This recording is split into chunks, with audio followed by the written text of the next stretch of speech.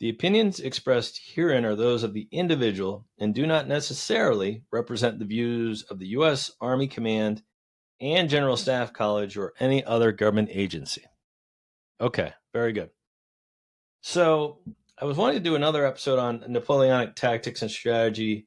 I did one a few months ago and it was very well received, so I thought I'd do a little follow-up here. And I kind of want to start off with Napoleon. Obviously, he was an innovator. He adapted some stuff that was pre-existing. But it seems to me that there was warfare and tactics before Napoleon. He came around, and then there was a whole new version of it after Napoleon. Can you kind of touch on that? Yeah, so this is one of the questions that people have debated basically since 1815.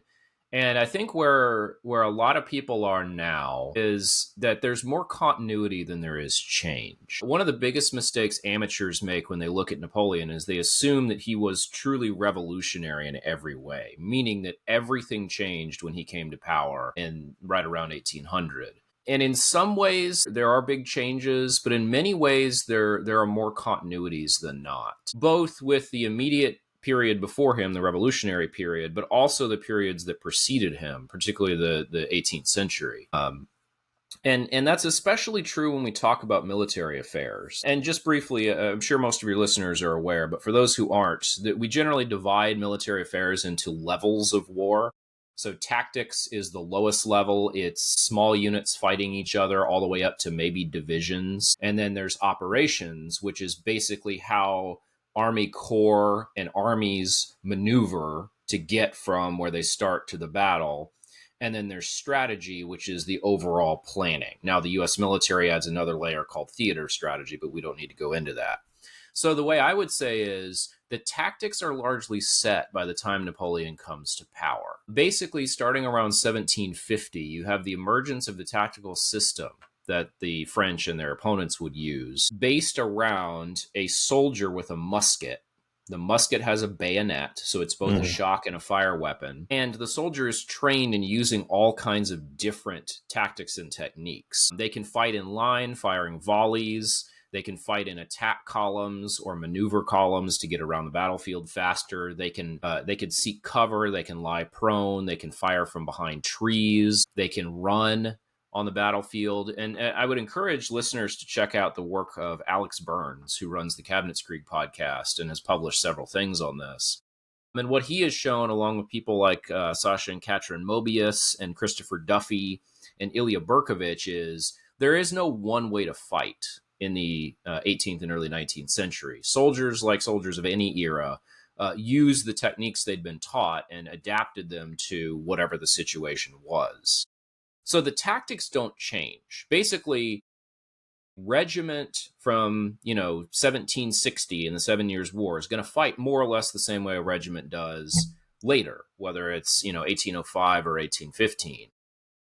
What does change is the higher level. So once we start pushing out of tactics into the higher levels, that's where you see the Napoleonic changes. So the French revolutionary generals create the division echelon, which brings together combined arms formations in these units that are maybe 15 to 20,000 men. And those enable you to command and control a battle more efficiently. We're still operating within the battle. We're still in the tactical realm. But what the division does is it then lays the way for Napoleon to bring in the reforms that he does. And in particular, he creates the corps echelon.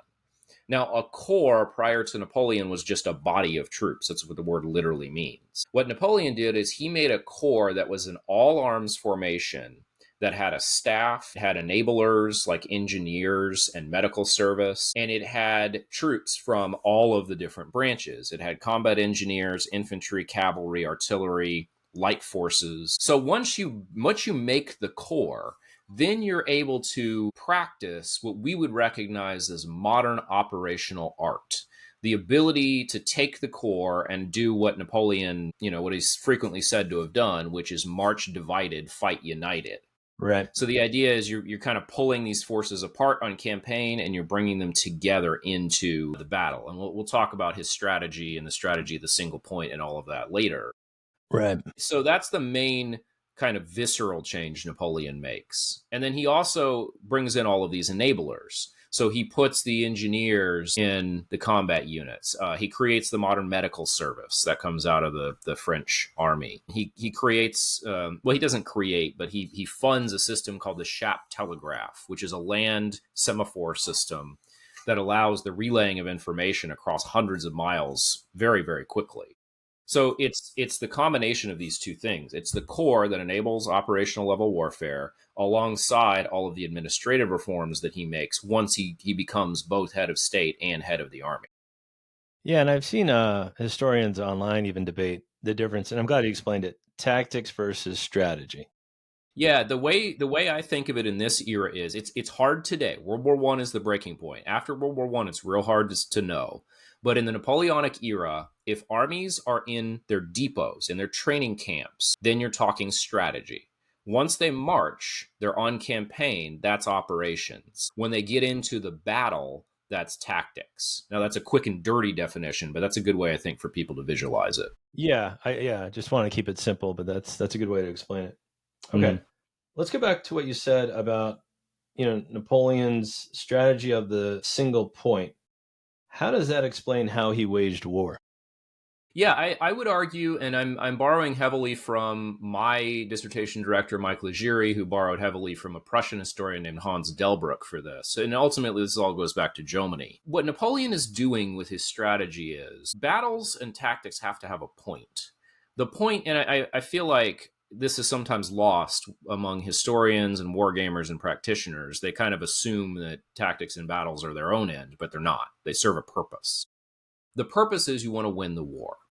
So when Napoleon looks at war, he looks at it holistically because remember he controls the state and the military. So he doesn't have the bifurcation that a lot of later commanders have to deal with.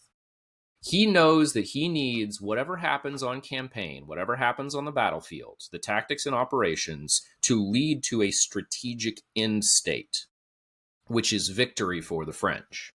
So, and again, this is kind of a quick and dirty explanation. But the strategy of the single point is basically take all of the levels of war and collapse them into the tactical level, which is the easiest to practice and the easiest to win. It's compared to operational and strategic levels, tactical victories are the easiest to achieve in most circumstances. So the strategy of the single point is to direct the resources of the state, whether that's military or economic or diplomatic or logistic or whatever, direct all of them at a single battle that will produce higher level results. And that's why you create the corps echelon. That's why you conduct this operational level maneuver like he does in 1805 leading up to Ulm. So the strategy of the single point is take all your resources and direct them at what Clausewitz would call the center of gravity of the enemy. And Clausewitz borrows this notion from Jomini, where he calls it a point d'appui, basically a point of effort, although that doesn't quite translate well. So they're kind of playing off each other there.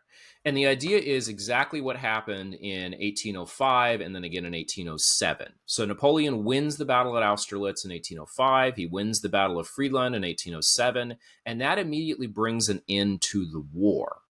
So he has achieved a strategic level outcome. The war ends in a treaty favorable to France at the tactical level. Because he directed his units on the operational level effectively, they met in a culminating battle on the tactical level that he won, and then the enemy surrendered. In both cases, the enemy is Tsar Alexander of Russia. Mm-hmm. So that's the strategy of the single point. The idea is that you collapse all of the levels of war into the tactical, and results on the tactical level then give you results on the operational and strategic level, because strategy is the point of waging war. You want to achieve strategic level victories, because if you don't, operational and tactical level victories are worthless. I want to talk about the greatness of Napoleon's coup d'oeil. And the phrase was used by Clausewitz in his book on war, quote, when all is said and done, it is really the commander's coup d'oeil, his ability to see things simply, to identify the whole business of war completely by himself. That is the essence of good generalship. Only if the mind works in this comprehensive fashion and can achieve the freedom it needs to dominate events and not be dominated by them, end quote. And Napoleon remarked on it, quote, there is a gift of being able to see at a glance the possibilities offered by the terrain. One can call it the coup d'oeil militaire, and it is inborn in great generals, end quote. What does all that mean? Yeah, this is a debate that people have had since the 1830s, and I picked that date for a reason that'll become clear in a second. So, coup d'oeil kind of generally just means looking at a situation, assessing a situation. It's a French term, right? So the French get to define what it means. And Jomini gives real clear explanations of this. If your listeners can't tell, I would strongly encourage them to read Jomini. He's a very clear writer. He's very good at explaining how Napoleon managed to do what he did. But what coup d'oeil is about how you command and control a battle and a campaign and a strategic campaign. The challenge here is if you're sitting in a war game, if you're watching a video of a Napoleonic campaign, all this stuff looks really easy.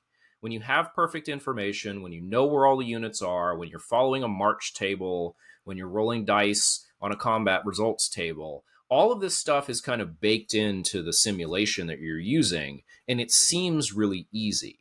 And one of the things that modern practitioners often have a struggle with grasping is they have a lot of information themselves. They have satellite information, they have maps, they have digital overlays that they can use. I mean, people will probably be shocked at how sophisticated you can come up with a 3D terrain map of a battle and how effective that is. Napoleon, of course, had none of that. In many cases, he's waging war in places where he doesn't even have maps of the terrain. So he has to figure out how to get sometimes as many as 600,000 men, so we're talking Russia 1812, from the places where they start to the places where he needs them to be, and they need to be supplied. The logistics part of this is just as important, particularly on the operational and strategic levels. So what coup d'oeil is the ability to look at a situation and find the advantages that it gives you. Now, Clausewitz gets wrong what coup d'oeil is. For Clausewitz, he thinks of coup d'oeil as something that's internal. Clausewitz has this kind of pietist, North German, almost Quaker idea of coup d'oeil that he calls it the inner sight. It's essentially a commander's fortitude. That's not what coup d'oeil means. And the Napoleon quote really gets at this. Coup d'oeil is about reading the terrain, whether that's the terrain of a battlefield or the terrain of a campaign, like march routes and logistics hubs, and the ability to leverage the resources you have in a way that's effective, efficient, and fast to where you can achieve that strategy of the single point, where you can direct them on the enemy center of gravity. Yeah. I think you made a great point too with imperfect information. A lot of the times, I mean, you get reports from spies and your cavalry of where the enemy is, but you don't know. Like you said, the maps are imperfect. So you have to make decisions quick based on terrain. And I think Wellington had it. I think Massena had it to a degree where you could just look at the terrain and figure out, all right, well, here's what I need to do. And a perfect plan tomorrow isn't good enough. We're just going to go with a good plan today, violently executed, and just go. And Napoleon was so good at this, it was almost spooky for his opponents. You know, there's that great quote that Wellington said that he was worth 40,000 men on a battlefield. Well, that's very much true. He had the ability to foresee these things, and this is not something that was innate. Like there was an innate kernel to it, but he worked so hard to be able to understand the operating environments that he operated in. He never slept. So he would pore over the maps and reports that he had. And I would say Wellington had his own strategy of the single point, but Wellington's is very much at a lower level. We all probably are familiar with his reverse slope tactics in the peninsula. And of course, when Wellington is faced with an army the size of his own in the peninsula, he generally runs away. So he understands that force preservation is more important than winning a battle. It's the opposite of Napoleon's strategy of the single point. It's the same idea, aiming at the same strategic outcome, but in kind of at the operational level, it's the opposite. Yeah, and you pointed out earlier, Napoleon has many considerations to take in, political, diplomatic, all that, as well as being a general. In Napoleon's correspondence, this is obvious. Interspersed while he's on campaign with his letters to Berthier, his chief of staff, and his corps commanders, there are letters back to rear area commanders like Kellerman. There are letters back to people like Cambaceres, who's essentially running the state for him. So he's doing all this stuff at the same time. I cannot imagine what it's like to be around somebody that's that level of genius, who can see all these things, as to use the Clausewitzian terms, whose mind can penetrate the fog and friction of a battle and a campaign. It must have been incredible to watch Napoleon. Indeed. Well, let's talk about another thing you mentioned earlier, and that's the staff system. Now, it always helps to have a certified genius with a photographic memory running it in the form of Marshal Berthier. But what made Napoleon's staff system stand out from his opponents? Yeah, there's two things here, and I have to admit to a certain amount of bias because I teach at a staff college. But there's that famous quote from Omar Bradley that amateurs study tactics and professionals study logistics. There is very much something to that. At a certain point, the tactics kind of run themselves. You have to have very well trained and disciplined soldiers and NCOs and junior officers. But the tactical level is not all that hard to be baseline proficient at. Now it takes more than that to be very good at it, but still, the Austrians in 1805 could fight at a tactical level. The problem is they couldn't do much beyond that. What makes the difference is the planning and execution staffs in the Napoleonic army. So one of the things that the French Revolution does is it creates these kind of prototypical staff organizations. Now, what listeners need to understand is these are not modern planning staffs. Those come out of the Prussian experience in the 60s. A Napoleonic staff is a group of people who execute. The commander tells the unit what to do, whether that's a battalion or a regiment or a brigade, a division, a corps, or an army, and the staff would figure out how to make that work. The staff also provides input. So you mentioned like reports from spies. That's something that the staff would gather and present to the commander. And staffs go down to a very low level.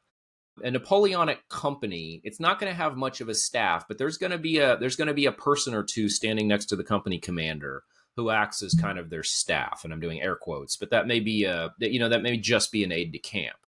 Now, if you go up to the corps level, you're going to have dozens of people on the corps staff. Those are people who are gathering maps, they're gathering information from spies. And in particular, to go back to the Omar Bradley quote, one of the things the staffs do that's really important is they coordinate logistics. Generally, commanders are good at tactics and operations and maybe competent at logistics, because logistics requires lots of details. It requires working with a lot of civilian contractors, as we would call them now. And you have to have those things to fight. When you're talking about a Napoleonic army, it's axiomatically fast because it has the staff that can do the planning and execution to get the corps to where it needs to go and make sure it's fed and supplied along the way. And it's not an accident that all of these different militaries adopt this system from the French, because the staff is what enables you to translate tactical level actions to higher levels. It enables you to try to conduct that strategy of the single point, because remember, it's all about leveraging your resources on that center of gravity. The staff is the organization that enables that. Yeah, and it's just little things like, all right, we're going to launch a battle tomorrow. Great. We need cannonballs for the artillery. We need hay for the horses. We need rations for the men. Maybe we include wine rations because we need extra bravery. Like there's so many like little things that you almost need a guy like Berthier, who was really, really detailed. If you look at his maps of the American Revolutionary War and his maps of Philadelphia, I mean, they're amazing. And you can see them on Princeton's, I think, website. They're just remarkably detailed. There's a really good article that came out about 5 years ago on Napoleon's map organization. He had a mapping section in his general staff. And I forget the exact title, but if your listeners will search Napoleonic maps, it'll come up. And the frustration the head of his mapping organization had was Napoleon would always send him the maps back with writing on them, because he needed to use them on campaign, right? And so the head of the mapping bureau would get mad because Napoleon would take the only copy of the map they had and draw all over it because he's writing his campaigns on it, and he'd send it back, and they'd say, well, what do we do with this? Right. Well, another thing, and I love it, you keep leading up to my questions here. Speed and mobility are topics I just discussed on my episode on Russian General Suvorov. What did Napoleon and Suvorov know about speed that others either didn't get or didn't know how to implement? Yeah, so there's this wonderful concept that comes out of the mid 20th century from a United States Air Force thinker named John Boyd. It's called the OODA loop. And I won't go into the details of the OODA loop because there's enough written about it. But the idea is the OODA loop is the thought process. And Boyd's whole thing was Boyd was a fighter pilot. So for him, if you could think and act faster than your opponent in, a tactical fighter plane on fighter plane engagement, you would probably win. Commanders in the 18th and early 19th century, they're used to having time to plan. So all the stuff we just talked about, like where you put your logistics depots, they're used to having time to do that. It is not uncommon, let's say in the 7 Years' War, for armies to be able to visually see each other for a month before they even think about having a battle. That gives you time to plan. That gives you time to think within this OODA loop cycle where you observe, and then you kind of plan what you're going to do, and then you execute what you're going to do. Well, what speed and mobility do is the phrase is you get inside the OODA loop. You make your opponent act before they have planned, and sometimes, ideally, before they've even thought. So what the core echelon does, what Napoleonic operational warfare does, is it gets inside the enemy OODA loop. And it enables the French armies to kind of explode from within the planning cycles of their opponents, whether that's the mundane details of things like you said, getting cannonballs where they need to, or simply the psychological shock of an enemy who expects you to give them time to plan and you don't. And, that old quote about your plan goes out the window when you get punched in the face. Now, Suvorov is a little different because Russian armies are not axiomatically fast. Suvorov, like many Russian commanders, trained fighting the Ottomans. Warfare against the Ottomans tends to be much more open and maneuver-based than warfare in Western Europe, which the Russians don't have a ton of experience of. Suvorov benefited enormously from having incompetent opponents. So the saying about Suvorov is he reconquered Italy faster than Napoleon conquered it originally. That is true. But he's fighting people like Championnet who are just, they're not suited to command against him. And eventually he's going to run into an equal in Messina and he's going to be defeated. So he understood, like Napoleon did, the value of speed, but Napoleon, I would say, executes it much more effectively over a much more sustained period of time. There's this great quote from Clausewitz where he says, genius must be replicated to be in existence. Let's get into a battle at the tactical level. Again, you talked earlier about terrain and how it was a huge part of Napoleonic battles, especially Austerlitz, Waterloo. I can think of Friedland and even Aspern-Essling, where armies had to fight with the river at their back. How does terrain and weather influence tactical decisions of this era? So terrain and weather are probably the two most important factors at the tactical level of warfare. Terrain, of course, because that is the ground on which you fight. You can do a certain amount of modification of terrain. That's why you have combat engineers. That's why you have pioneers and sappers. But in the end, you're stuck with the terrain you have. And I think, to go back to our earlier example of Wellington, he understood how to use terrain at the tactical level in a way his opponents seemed to never understand. But what he did was he used the reverse slope, right? He deploys his army on these slopes. He's able to catch the French as they come, they crest the hill, and he's able to direct fire on them in a way that they can't respond to. They can't move fast enough to get out from under or close with the Anglo-Portuguese Spanish force. And to return to our earlier discussion of coup d'oeil, the original meaning of coup d'oeil is the ability to understand the advantages that the terrain offers you. So when you're at the tactical level, the terrain dictates the pace of events. If there's a fortified chateau on the battlefield, you're going to make that a strong point. You're going to put a battalion in it, and it's going to become kind of a mini bastion. If there's a river, that, as you point out, Aspern-Essling, there's a big river, the Danube. And Aspern-Essling is about fighting your way across that river. The modern U.S. Army would call that a wet gap crossing. They're the most difficult operations to undertake. And you have to plan for that. And the good commanders know how to use terrain to their advantage. At Aspern-Essling, Archduke Karl understood the classic defense of a gap. He let some of the French come across, and then he counterattacked. And then he cut their bridges so that they couldn't reinforce the beachhead, the bridgehead, technically. And so he understood how to use the terrain of the river to his advantage there. And there are plenty of examples throughout military history of commanders failing to understand how to use terrain, getting lost in woods or swamps or whatever. Yeah. Now, Yeah. weather plays in a way that it doesn't today, in large part because they didn't have Doppler radar. They couldn't predict it. So you might have a situation where you have literal fog on the battlefield, right? Many places in Europe, they're foggy in the morning. You might have smoke that happens, although that's kind of artificial weather. Rain really hampers operations, as does snow. Your listeners are probably familiar with the infamous example at Eylau, where Augereau is ordered to attack the Russians. He blunders through a snowstorm straight into the center of the Russian line and essentially gets his corps annihilated. Mm-hmm. So you have to be able to not just plan for these things. We often think of the way Clausewitz describes fog and friction as this kind of risk mitigation thing, that it's the point of commanders to plan to mitigate risk. But that's not what he's saying. What he's saying in On War is commanders have to operate in the realm of chaos. They have to be okay with working with incomplete information and when events change. To go back to the Boyd example, they have to be able to operate inside their own OODA loop when things change, and they have to be dynamic and reactive.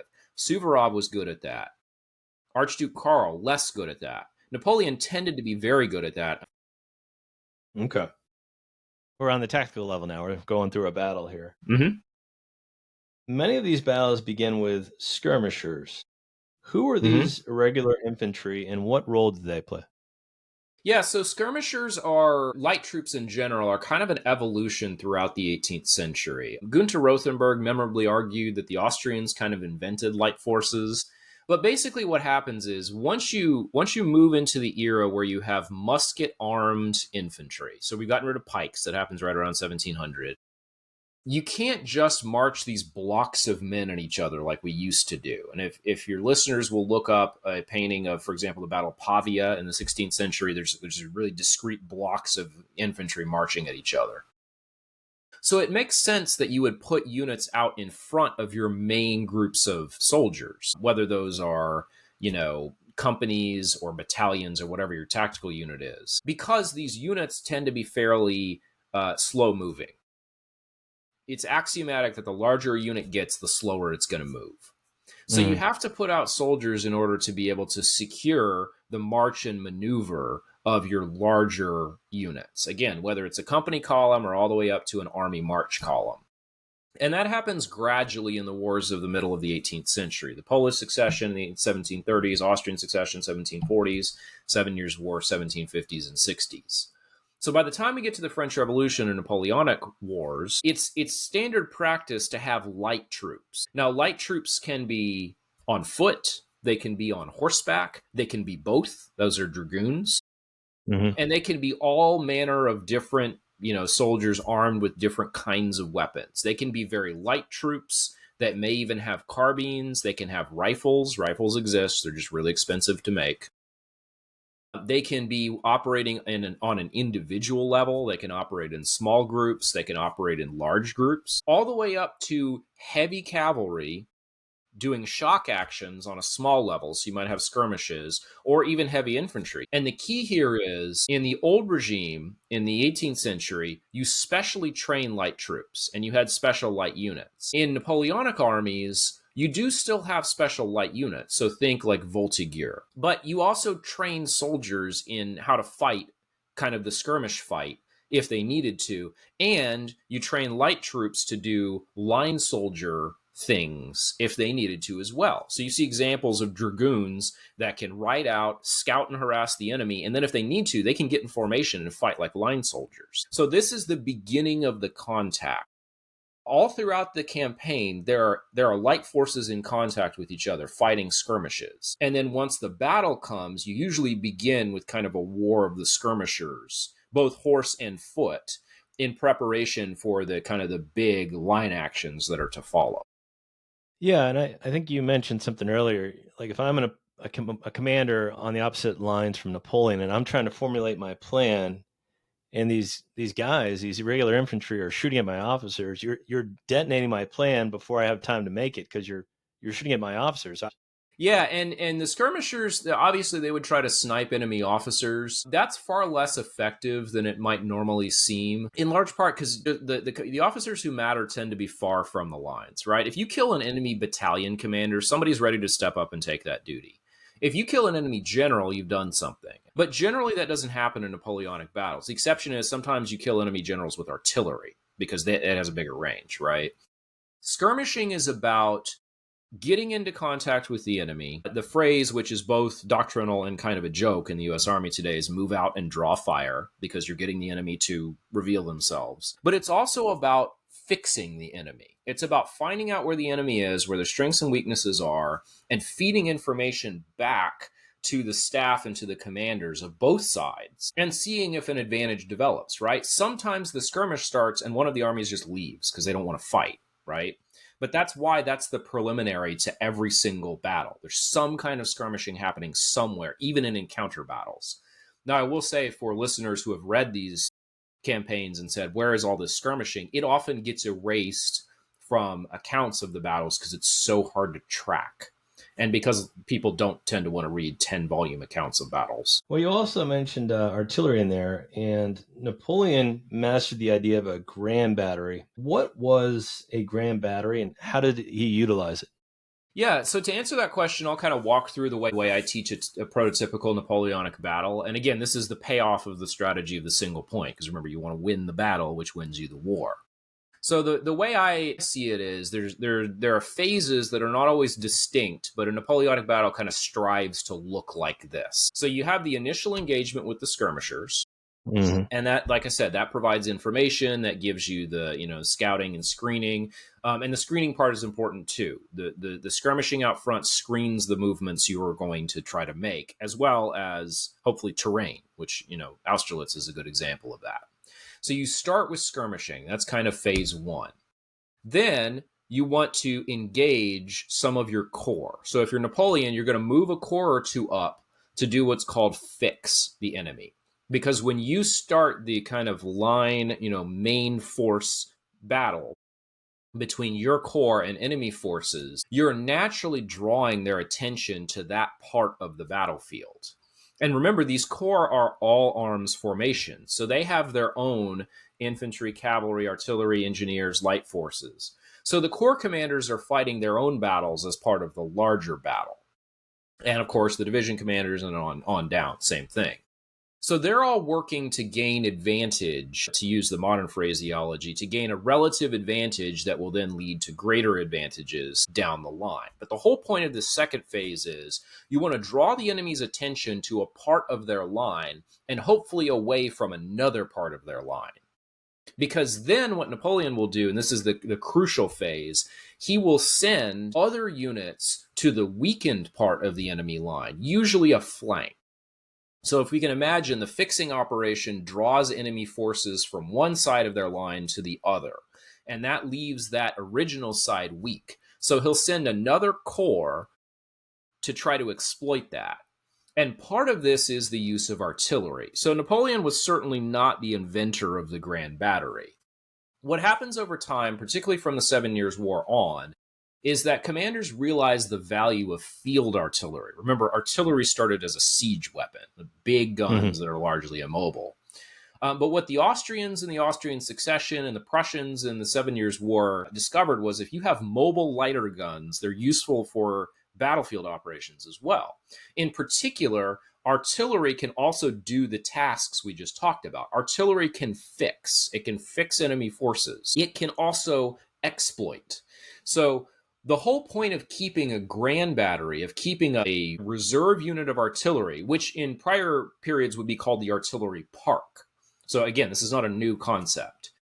That's where you get into that third phase, where when you're sending the corps, maybe with Murat's cavalry, out to breach and hopefully defeat the enemy weak flank, the artillery goes with it. And you use the artillery in the combined arms attack, where you send your light line infantry, your shock cavalry, and your artillery to create the breach that flanking corps can then move through and win you the battle. And then there's a fourth phase, which is the pursuit. Now, pursuit is very hard, but that's where you finish off the army. That's where you translate the tactical victory up to the operational and strategic level. That's what Napoleon did in 1806 after Jena and Auerstedt. It's the pursuit that won that war, not the battle. So where the Grand Battery fits in this is it is a cog in the wheel of Napoleonic battles. It is part of how this sequence works, where you fix your enemy, you exploit their weaknesses, and then you drive that exploitation through to the victory. Yeah, and just for my listeners, like a battery, I guess it depends if it's like horse artillery or whatever, but a battery is usually like 4 to 10 cannons, right? So like a grand battery would be like 100 or more. Yeah, it depends on when we are in the Napoleonic period. So yeah, a battery is the artillery equivalent of a small unit, right? So a platoon, maybe even a company. So yeah, you're right. Just assume 4 guns in a battery. And these are generally anywhere from 6 to 12-pound guns. So these are relatively, heavy field artillery, but very light for siege guns. And they could be horse or they could be foot, as you point out. A grand battery can be anywhere from a single battery to, as you say, hundreds of guns. And the Russians build giant grand batteries. As early as the 1750s, Russian armies march with grand batteries that are maybe as many as 350 guns, because the Russians love their artillery. There are 2 things axiomatic about Russian armies. Their infantry fights very well when dug in, and they love their artillery. Technically, I think somebody who writes doctrine today would say that a battery must be deployed to be a battery. And in this case, a grand battery must be deployed. But yeah, it can be anything from a single battery of 4 guns all the way up to hundreds. And the idea here is it's a reserve. And I think that's a great point you made. It depends on where we're talking the Napoleonic Wars, because like 1790s, early 1800s, the armies weren't as big as they were in the 1812, 1813. Yeah, and Napoleon relies more and more on artillery later in his wars, in large part because he lost the good horses in Russia. So he no longer has the shock cavalry that's necessary to help finish an enemy off. And his opponents are better. They have their own corps, their soldiers are trained better, they understand his methods. So he can't execute the strategy of the single point anymore. So then he resorts to just trying to bludgeon them into a submission. Another thing I wanted to bring up was Napoleon's use of reserves, which was different than traditional 18th century practices. He usually waited until a battle was quote unquote ripe before playing his trump card, which was the Imperial Guard, his best troops. It seems to a casual observer that you're sending in your best troops last. Is that the right way to do things? Like, wouldn't you want your best troops at the front? So this is a question that Napoleonic observers and even practitioners have debated since Napoleon's own time. The Imperial Guard is a weird organization. Every kingdom, every polity in Europe during the Napoleonic years has some kind of guards unit. The problem is those aren't necessarily militarily useful. So I'll give you 2 examples from prior periods. The one your listeners might be most familiar with is the Praetorian Guard from Rome. The Praetorian Guard was not a military unit. It did not have a role in the Roman military. It was essentially a police unit. The later one is in the 18th century, the old regime, there's a group of units called the Maison Militaire du Roi, the military household of the king. They started as elite units, but you couldn't rely on them to fight because it ended up being, all the nobles and their sons. So the Imperial Guard has an element of that. We like to think of the Guard as being the elite of the elite. They're the best soldiers in the Napoleonic military. They're the ones who are held in reserve to win the battle. On occasion, that does happen. On occasion, that, the finishing organization, we talked about the phases of the Napoleonic battle, that kind of phase 3, breach, exploit, defeat. Sometimes the Guard is involved in that. But a lot of times the Guard isn't. Most famously, Napoleon refuses to commit the Guard at Borodino in 1812, and his marshals are yelling at him to do that because he would have won a much greater victory if he had. But Napoleon he says something very telling there about the Guard. He says that he doesn't want to commit the Guard because he's so far from Paris. So, like the Praetorian Guard in ancient Rome, The Imperial Guard is less about a battlefield elite unit, which unfortunately it's often depicted as in video games and war games, than it is about securing the legitimacy of the Napoleonic state. It's not really the elite unit that you send to win the battle for you. That's not to say it can't do that. In particular, the cavalry and artillery of the Imperial Guard are elite units, and they're used all the time. But the infantry of the Imperial Guard often does not end up fighting, or if they do, it's kind of mop-up operations. And Napoleon is criticized for this a lot. If these are truly elite soldiers and elite units, why are they not fighting as often as they should? But I don't think it's fair to see them that way. I don't think it's fair to see Napoleon that way. He's not wasting his best soldiers. The Imperial Guard is about securing his throne. It's not about winning battles. So Napoleon knows from 1805 until 1809, the third corps that Davout commands is one of his elite corps. If he needs something done, if he needs a battle backstopped, or if he needs to send a single corps out to do that exploit, breach, defeat, then Davout's third corps is the corps for that. So I think we kind of hold some myths about the Imperial Guard that are not always true in practice. Yeah, I think that's a great point. And sometimes they would just show up and the enemy would run just based on their reputation. And they look like scary guys. They're all tall. They have the big hats. Yeah, the bearskin hats that listeners may be familiar with from England, those actually started with the Napoleonic Imperial Guard, and the British basically stole them because, as you point out, they look magnificent and they're scary on a battlefield when all the enemy soldiers look like they're 7 feet tall. Right, right. Well, let's turn now to the problems of the various coalitions in their efforts to defeat Napoleon. Why couldn't they beat him until the very end, despite having more men and more resources?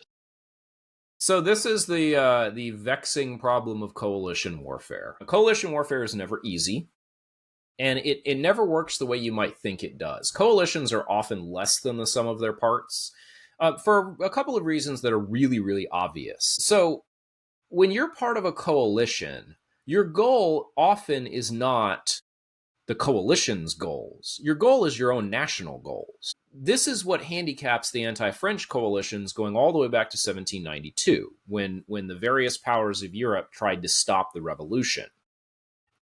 The powers in Europe wanted to defeat the French in a way that gave themselves, individually, hegemony over Europe, and maintained a powerful France as a balance to other powers.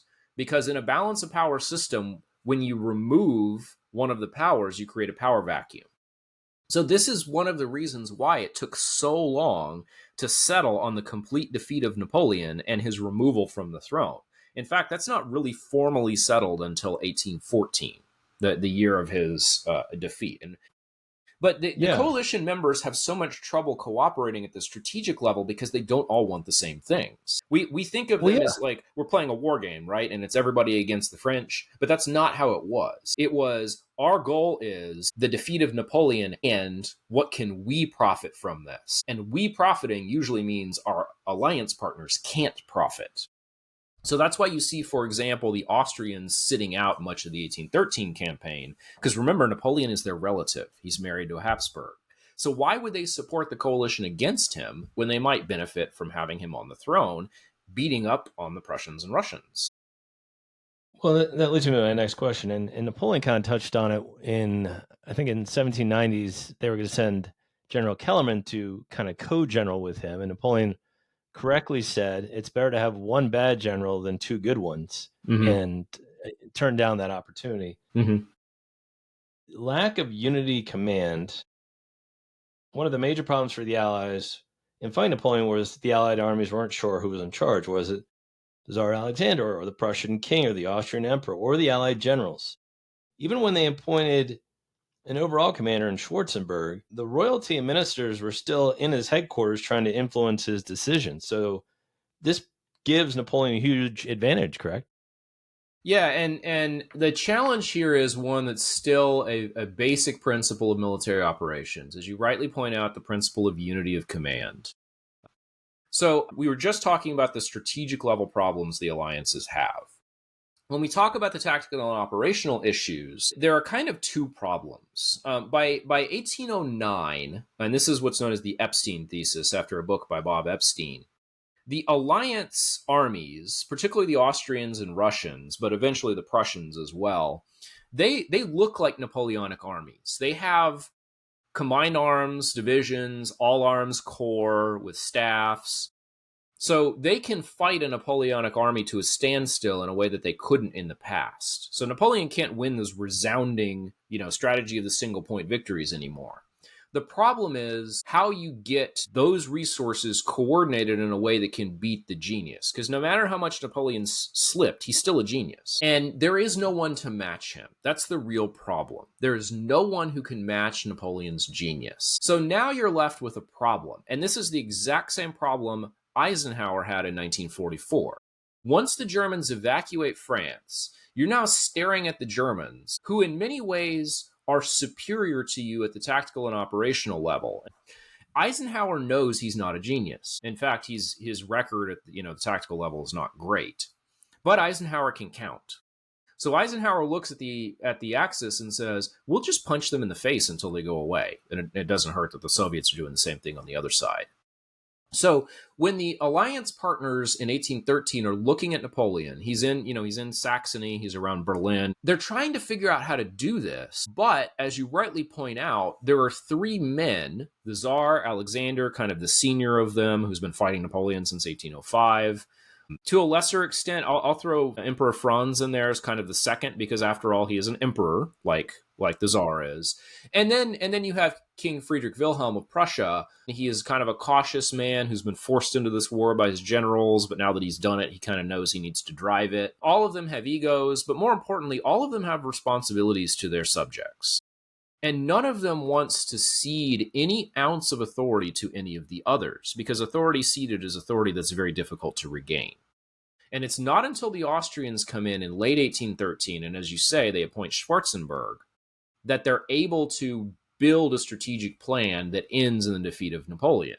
But even still, that's a difficult process. There are some very hard conversations between the monarchs about how they have to do this and how they go about enacting the Trachenberg-Reichenbach plan.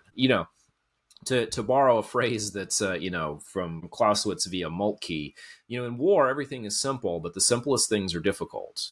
And again, when you're playing a game and you can only win when Napoleon's defeated, it's really easy to cooperate. I would encourage your listeners, if they're gamers, to play the game Friedrich, where you have a coalition against Friedrich the Great, but only one of the coalition members can win. So you end up having a kind of a frenemy situation. That's exactly what the Allies were facing in 1813. That's why it took so long. One of the best compliments was, 1813, 1814, the Allies have a huge man advantage, cannon advantage, and they even bring in, ex-officers of Napoleon, Bernadotte, Moreau, Jomini. Yeah, and they still can't beat the guy. So, like you said, they can't match the genius. So they come up with a Trachenberg plan, which is to stand and fight against Napoleon's marshals, but retreat when Napoleon is in charge. The idea was that Napoleon's troops, one, fought harder when he was present, his hat, like you said, being worth 40,000 men, but also he had the strategic ability that the others did not, or the tactical ability, I should say. Mm-hmm. Both. Was it a good strategy, though? Yeah, one of the questions I ask my students all the time is, do outcomes validate processes? It's a good strategy because it won. But in the end, we also have to figure out if that was the appropriate strategy and if there was a better option. It led to the defeat of Napoleon. The challenge they had was finding the right army commanders. And often talent was backseated to precedence. So you mentioned Bernadotte. Bernadotte is a former army commander in the French army. He's a corps commander under Napoleon. He becomes the Crown Prince of Sweden. So in order to ensure Sweden's participation in the anti-Napoleon coalition, he's given command of one of the three armies. He is not the best army commander. He does okay around Dennewitz, defeating the Oudinot-Ney attack on Berlin, but Bernadotte always marches slowly. No matter where he is, his army units are marching slowly. They're very well disciplined. Not a lot of looting, but they march slowly. Bernadotte was not the best available commander for that army. In fact, that army is largely Prussians and Russians. Just like the same is true of, I would argue, For all his good things, Blucher's not the best army commander. I think Blucher is best deployed like Ney as maybe a wing or corps commander. Because to be an army commander is different from being a corps division commander. But there are national prerogatives that require these men to be commanders of armies. And Schwarzenberg is not the best commander in chief, but he's the commander in chief who's available, right? So again, with Eisenhower was the SHAEF commander in 1944 because he was a good diplomat, not because he was a good tactician. And Schwarzenberg has some of that too. And I would say this Trachtenberg-Reichenbach plan of fighting the marshals but not Napoleon is a good one. What the Allies had to figure out was that they had to stick to it, that you could not let Blucher off the leash when Napoleon's nearby. You have to get him to actually retreat. And there's so much wrangling over this. Yeah. Yeah. And you know, they lost when they went off the plan at Dresden horribly. Right, and they lost the 4 of the 6 battles inside France once Napoleon gets pushed back there. So yeah, it's not easy. If you go back to that Clausewitz quote, it's the simplest things are difficult, and beating Napoleon is maybe the most difficult simple thing. Well, that's my last question for you: is what is Napoleon's legacy when it comes to either tactics or strategy? Yeah, it is immense. And I think people, because Napoleon has become almost a caricature of himself, I think people lose how important he is. That, we can debate over when modern warfare emerged. A lot of people will say it didn't happen until we had the third spatial dimension in the early 20th century. But Napoleon is the reason we do so many of the things that we do today. Napoleon is the reason there's still a very strong French influence on militaries today. From the ranks that they wear, the rank insignia that they wear. One of the things I always tell my students when we talk about Napoleon is look at your rank insignia. That comes from a French army. Why? Napoleon. As we mentioned, he invents the corps echelon. I don't think you would find too many people who would push back against the idea that Napoleon is the genesis of modern operational art. He is the prototype of the modern military genius, but also he is the prototype of what we think of as decisive victory. The strategy of the single point that Napoleon allegedly practiced, that is the ideal. If you can win a war on the tactical level, you have achieved something that is incredibly difficult, but also time, money, and most important, life-saving. The fact that the United States defeated Iraq on the battlefield in 1991 meant that you didn't have to have a 2003 style invasion and occupation of the country. The fact that Napoleon was able to defeat his enemies on the battlefield, leading to strategic victories, meant that he didn't have to fight an 1812 style campaign against them. Napoleon is what we strive to be as militaries. We strive, to borrow the line, we strive to fight and win the nation's wars on the battlefield so that we then don't have to fight forever wars. And all of the things he did around militaries, right? As I mentioned at the beginning, the French army under Napoleon invented battlefield medicine. Obviously, that's a very important part of waging war. The idea of these echelons that have staffs and enabling units, that comes from Napoleon. So much of what we practice today is Napoleonic, both the principles, the doctrine, but also the mundane details of how you push logistics forward from a base to a rear area base to the front. A lot of those principles Napoleon practiced and then were laid down by people who analyzed him.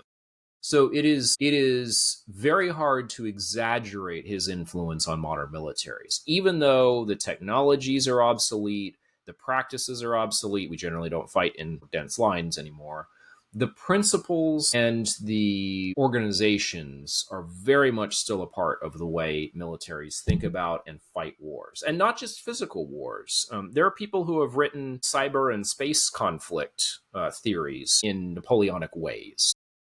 Right. And I think that's why, the guy's had so many books written about him. There's so many things you can learn, even if it's not about warfare. Tech CEOs read about him getting rid of old systems, whether it was the Holy Roman Empire or the Venetian Empire, and replacing it with something that works better, or the Napoleonic Code. There's things to learn in all fields from Napoleon's life. I'll add to that, too. We like to read about exceptional individuals, right? That's why the old saying is Napoleon is the most written about person since Jesus. But yeah, there's a reason that your local Barnes and Noble is stocked with books about Napoleon and Caesar and Alexander the Great, because people like to read about exceptional individuals, and he was that person. And as you point out rightly, not just on the military level, he was an administrative genius as well. Good stuff, my friend. As always, the great Dr. Jonathan Abel. And again, podcast, if you have the chance to listen to it, it's actually really, really good. A confused heap of facts. Find it wherever podcasts are heard. And yeah, we thank you again for joining us, my friend. Yeah, thanks, John. This is always fun.